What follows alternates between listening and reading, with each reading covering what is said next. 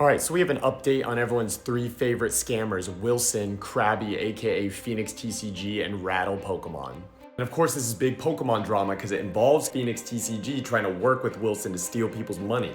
And of course, Rattle tried to play defense for him and make up messages and lies on a video so he could run defense for Wilson, but we still took Wilson to small claims court and look what happened.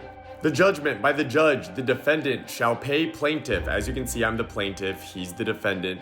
$10,000 principal and $75 cost of plaintiff's claims.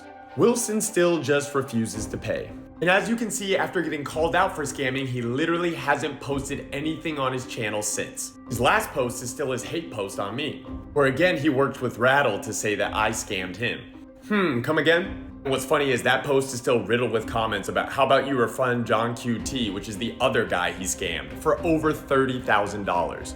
So now we have to go to court later again this week. Here's the caveat. Now everyone has a chance to get their money back. He could have just settled this in small claims, but by exposing himself and trying to not pay me still, he opens himself up to be countersued by everyone else he's scammed. And would you look at this? Suddenly he has Phantasmal Flames booster packs in his shop. So then you went on to scam another Bay Area vendor, but you didn't know he was well connected, did you? You scammed him out of $40,000, but other people's money was involved. And because other people's money was involved, suddenly they started to put the pressure on you. You were doing the same thing to them that you were doing to John QT. And then it somehow got back to you that they were talking to me, and you knew you would be done if you had 2 cases open on you. So you suddenly started to find his money quick.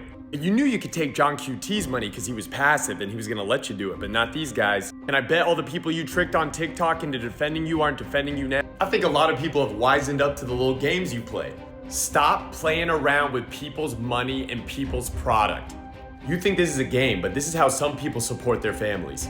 So knowing you've been caught, you started to pay back this Bay Area vendor because you knew he was talking to me and he's talking to other vendors that you've done deals with. So you went silent and let other people do your dirty work. And I'm like, how's he still making money? Oh, there's still Misty's Pokedex that's streaming through a lot of your product and is still active. I tried to go to her page and I'm blocked. I've never had an interaction with her before. I wonder why that is. Misty, I don't know how involved you are. I don't know if you just feel like, oh, you're just streaming and you're not involved with this. These guys are criminals. You will go to jail too. You will go to jail. So, if you are in the Bay Area or if you're outside the Bay Area and you've been scammed before by one of these individuals, or maybe they didn't give you the product they said they would or the money, maybe they took your money, they played around with it for 3, 4, 5 months, and then they slowly gave it back to you over time or 6 months later. Basically, if they broke any sort of business agreements with you, let me know in the comments below. Because there's a court case happening and you may be entitled to compensation.